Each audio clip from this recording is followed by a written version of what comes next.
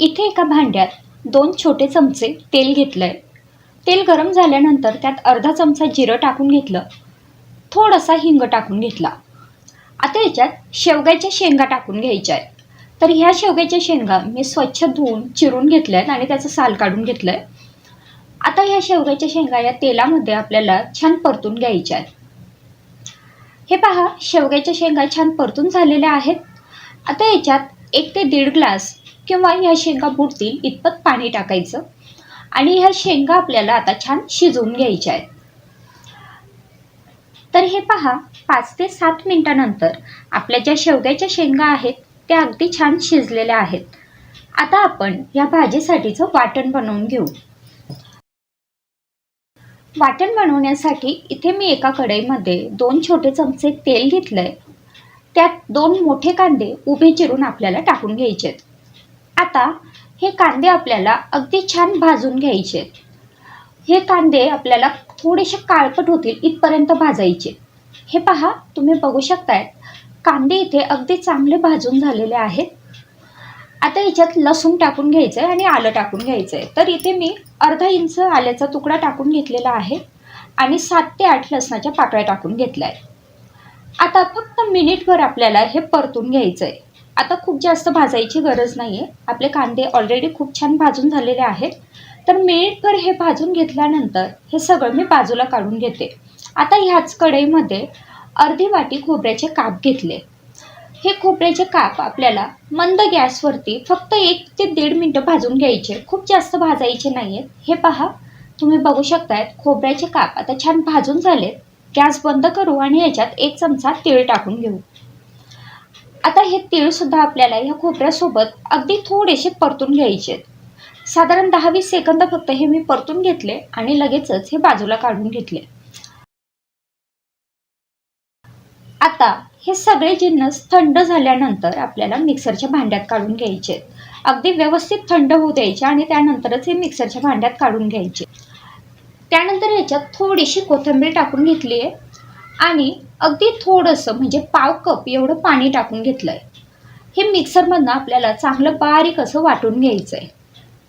तर हे पहा, भाजीसाठीचं आपलं वाटण इथे तयार झालंय। आता एका कढईमध्ये मी 2 मोठे चमचे तेल घेतलंय। तेल चांगलं गरम झालं की त्यात आपल्याला जिरं टाकून घ्यायचंय। अर्धा चमचा इथे मी जिरं टाकून घेतलंय आणि ह्यानंतर जे वाटण मगाशी बनवून घेतलेलं होतं ते वाटण आता ह्या तेलात टाकून घेतलंय। आता हे जे वाटण आहे हे आपल्याला तेलामध्ये मध्यम गॅसवरती छान परतून घ्यायचंय। वाटणाचा रंग बदलेल आणि त्याला तेल सुटायला लागेल इथपर्यंत आपल्याला हे वाटण परतून घ्यायचंय। तर तुम्ही बघू शकतायत आपलं जे वाटण आहे ते अगदी छान परतून झालंय। वाटणाचा रंग छान डार्क झालेला आहे, तेल सुटायला लागलंय। आता याच्यात अर्धा चमचा हळद, 1.5 चमचा लाल तिखट आणि अर्धा चमचा गोडा मसाला मी टाकून घेतलाय। तिखट आणि मसाल्याची क्वांटिटी तुम्ही तुमच्या आवडीप्रमाणे कमी जास्त करू शकता। 1 चमचा धने पावडर टाकून घेतली आणि हे सगळं चांगलं एकजीव करून घेतलं। आता हे साधारण 1 ते 2 मिनिटं मंद गॅसवरती परतायचं, म्हणजे हा मसाला आणि हे जे आपण सगळे कोरडे मसाले टाकले तिखट हळद ते छान परतून होईल। तर हे पहा, हे सगळे मसाले आता छान परतून झालेले आहेत। आता याच्यात आपण ज्या शेवग्याच्या शेंगा शिजवून घेतल्या होत्या त्या मी टाकून घेतल्या आहेत। आता हे पुन्हा छान एकजीव करायचं। मसाल्यामध्ये या शेवग्याच्या शेंगा छान एकजीव झाल्यात की नंतर आपल्याला याच्यात पाणी टाकून घ्यायचंय। तर ही भाजी बनवताना आता शक्यतोवर गरम पाणीच वापरायचं। तर इथे मी आवश्यकतेप्रमाणे गरम पाणी टाकून घेतलेलं आहे। आपल्याला किती ग्रेव्ही हवी आहे त्या अंदाजाने गरम पाणी आपण इथे टाकू शकतो। मी इथे 1.5 ग्लास गरम पाणी वापरलेलं आहे। आता पाणी टाकून घेतल्यानंतर याच्यात चवीपुरता मीठ टाकून घ्यायचंय। तर इथे मी साधारण 1 टीस्पून एवढं मीठ टाकून घेतलंय आणि हे सगळं चांगलं एकजीव करून घेतलंय। आता ही जी भाजी आहे ही आपल्याला मध्यम गॅसवरती चांगली उकळून घ्यायची। तर हे पहा, तुम्ही बघू शकतायत आपल्या भाजीला आता छान उकळी फुटलेली आहे। तवंग सुद्धा खूप छान आलाय आणि रंग तर अप्रतिम आलेला आहे। तर मग अशा प्रकारे ही भाजी मी मंद गॅसवरती 7 ते 8 मिनिटं उकळून घेतली आणि आपली शेवग्याच्या शेंगाची भाजी इथे तयार झाली। ही भाजी बनवण्यासाठी एका कढईमध्ये एक मोठा चमचा तेल घेतलं. तेल कडकडीत गरम होऊ द्यायचं. त्यानंतर त्याच्यात अर्धा चमचा जिरे टाकून घ्यायचे. आता हे जिरं चांगलं तडतडू द्यायचं. त्यानंतर 8 ते 10 लसणाच्या पाकळ्या थोड्याशा ठेचून घ्यायच्या आणि ते ह्या तेलात टाकायच्या. आता या लसणाच्या पाकळ्या तेलामध्ये अगदी व्यवस्थित तळून घ्यायच्या. हे पहा, लसूण तेलात चांगला तळून झाला की त्यानंतर बारीक चिरलेला कांदा टाकायचा. इथे एक छोटा कांदा बारीक चिरून इथे टाकून घेतला. कांदा आता सोनेरी रंगावर येईल इथपर्यंत परतून घ्यायचा. हे पहा, तुम्ही बघू शकतायत कांदा चांगला परतून झाला आहे. त्यानंतर यात थोडासा टोमॅटो टाकायचा. टोमॅटो ऑप्शनल आहे. मी इथे एक छोटा टोमॅटो अर्धाच टाकला आहे. तुम्ही हवं तर पूर्ण टोमॅटो टाकू शकतात किंवा नाही टाकला तरी चालेल. आता इथे कांदा आणि टोमॅटो छान परतून झाले की त्यानंतर काही मसाले टाकून घ्यायचे. सगळ्यात आधी मी इथे थोडासा हिंग टाकून घेतला आहे. त्यानंतर अर्धा चमचा हळद, 1 चमचा लाल तिखट आपण आपल्या आवडीप्रमाणे कमी जास्त करू शकतो. अर्धा चमचा इथे मी किचन किंग मसाला टाकून घेतला आहे. त्यासोबतच तुम्ही इथे धने पावडरसुद्धा ॲड करू शकतात. आता हे सगळं चांगलं एकजीव करून घेऊ. हे मसाले तेलात चांगले तळून झाले की त्यानंतर ह्यात आपल्याला ॲड करायची आहे शिजून घेतलेली तुरीची डाळ. पाव कप तुरीची डाळ मी छान शिजून घेतली आहे. जसं आपण वरणाला शिजवतो त्याचप्रमाणे ही तुरीची डाळ इथे ॲड केल्यानंतर चांगलं एकजीव करू. आता याच्यात शिजून घेतलेल्या शेवग्याच्या शेंगा टाकायच्या आहेत. नेहमीप्रमाणेच मी इथे मिठाच्या पाण्यात ह्या शेंगा उकळून घेतल्या होत्या. आता हे पुन्हा छान एकजीव करायचं. ह्या शेंगासुद्धा ह्या डाळीमध्ये अगदी व्यवस्थित मिक्स झाल्या पाहिजे आणि त्यासोबतच आपली ही जी डाळ आहे ती सुद्धा थोडीशी घोटली गेली पाहिजे. याप्रमाणे हे मिक्स करून घ्यायचं. हे पहा, आता हे सगळं मिक्स झालं आहे. आता याच्यात आवश्यकतेप्रमाणे पाणी टाकून घेऊ. तुम्हाला किती हे पातळ किंवा घट्ट हवं आहे त्या अंदाजाने तुम्ही इथे पाणी टाकू शकतात. मी इथे साधारण पाऊण ग्लास एवढं पाणी वापरलेलं आहे. पाणी टाकल्यानंतर हे चांगलं पुन्हा एकजीव करायचं. त्यानंतर ह्याच्यात आपल्याला टाकायचं आहे चवीपुरता मीठ. आता मीठ टाकून झाल्यानंतर पुन्हा हे छान एकजीव करायचं आणि आता ही जी आमटी आहे किंवा हे जे शेवग्याच्या शेंगांचं वरण आहे हे आपल्याला चांगलं उकळून घ्यायचं आहे. हे पहा, साधारण 5-6 मिनटं मी हे जे वरण आहे हे चांगलं उकळून घेते. मध्यम गॅसवर उकळायचं आणि त्यानंतर गॅस बंद करायचा. इथे आपली शेवग्याच्या शेंगांची आमटी किंवा वरण तयार झालं आहे. एक छोटा चमचा तेल घेतलं. तेल चांगलं गरम झाल्यानंतर त्यात पाव चमचा हिंग आणि अर्धा चमचा जिरं टाकून घेतलं. जिरं चांगलं तडतडलं की याच्यात आपल्याला शेवग्याच्या शेंगा टाकून घ्यायच्या आहेत. या साधारण पाव किलो शेवग्याच्या शेंगा आहेत ज्या मी चिरून घेतल्या आहेत आणि त्याचे ज्या शिरा असतात त्या फक्त काढून घेतल्या आहेत. सगळं साल काढायची गरज नाही. आता या शेंगा तेलात परतून झाल्यानंतर त्यात 1 ग्लास पाणी टाकून घेतलं किंवा या शेंगा बुडतील इतपत पाणी टाकायचं. वरून एक झाकण ठेवायचं आहे आणि आता ह्या शेंगा आपल्याला शिजून घ्यायच्या आहेत. साधारण 7-1 मिनिटानंतर आपल्या ज्या शेंगा आहेत त्या आता शिजलेल्या आहेत. आपल्याला या शेंगा पूर्ण शिजवायच्या नाही आहेत. 70% शिजतील इतपत शिजवायच्या आहेत. हे पहा, शेंगा आता शिजून झाल्यात. त्यानंतर एका कढईमध्ये एक मोठा चमचा तेल घेतलं. तेल कडकडीत गरम झाल्यानंतर त्यात अर्धा चमचा मोहरी टाकून घेतली आणि मोहरी तडतडली की मग याच्यात अर्धा चमचा जिरं टाकायचं आहे. आता जिरं मोहरी छान तडतडल्यानंतर यात मी बारीक चिरून घेतलेला कांदा टाकून घेतला आहे. एक मध्यम आकाराचा कांदा बारीक चिरून घेतला होता. कांदा आपल्याला सोनेरी रंगावर परतून घ्यायचा आहे. हे पहा, कांदा इथे छान परतून झाला आहे. आता ह्याच्यात आपल्याला टाकून घ्यायचं आहे थोडासा लसूण. तर इथे मी 8-10 लसणाच्या पाकळ्या ठेचून घेतल्या होत्या. तुमच्याकडे आलं लसणाची पेस्ट अवेलेबल असेल तर ती सुद्धा तुम्ही इथे वापरू शकतात. लसूण तेलात परतून घेतल्यानंतर आता याच्यात काही मसाले टाकून घेऊ. अर्धा चमचा हळद टाकून घेतली आहे. त्यानंतर 1 ते 1.5 चमचा लाल तिखट टाकून घ्यायचं आहे किंवा आपल्या आवडीप्रमाणे आणि अर्धा चमचा मी गरम मसाला टाकून घेतला आहे. आता हे सगळं चांगलं एकजीव करून घ्यायचं आहे. मसाले तेलात छान तळून झाले की लगेचच याच्यात टोमॅटो टाकून घ्यायचा आहे. तर एक छोटा टोमॅटो बारीक चिरून मी इथे टाकून घेतला आहे. आता हे सगळं छान मिक्स करून घ्यायचं. 1 मिनिटभर परतून घेतल्यानंतर याच्यात मुगाची डाळ टाकून घेतली आहे. ही मुगाची डाळ मी 10 ते 15 मिनटं भिजत ठेवली होती. साधारण अर्धी वाटी एवढी ही मुगाची डाळ आहे. आता ही मुगाची डाळ या फोडणीमध्ये एक 2-3 मिनटं परतून घेऊ.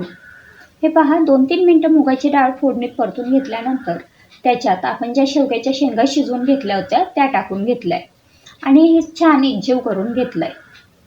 हे पहा हे सगळं चांगलं एकजीव झालं की याच्यात आवश्यकतेप्रमाणे पाणी टाकून घ्यायचं आहे.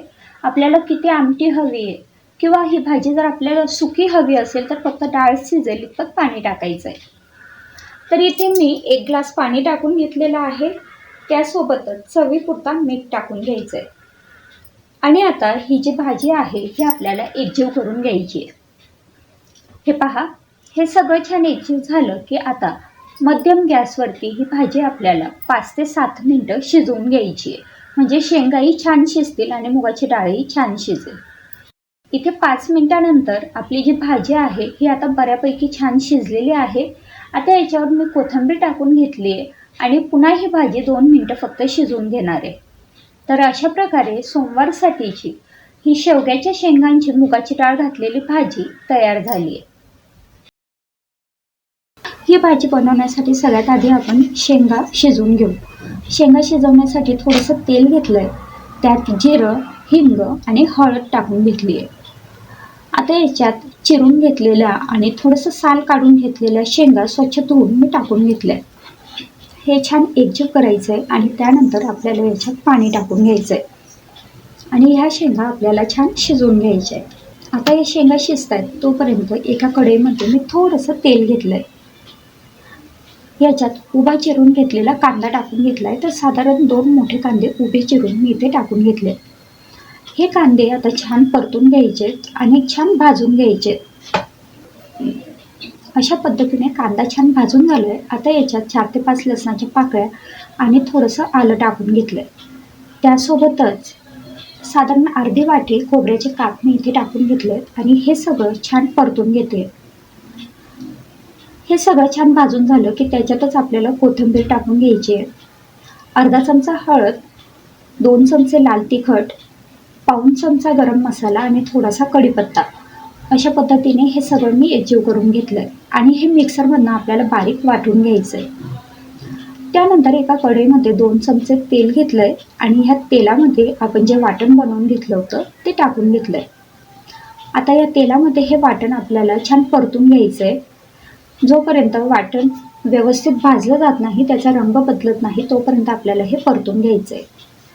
वाटण भाजत असताना त्यात आपल्याला अर्धा कप पाणी टाकायचं आहे आणि त्यानंतर आपण ज्या शेंगा शिजवून घेतल्या होत्या त्या या वाटणात आपल्याला टाकून घ्यायच्या.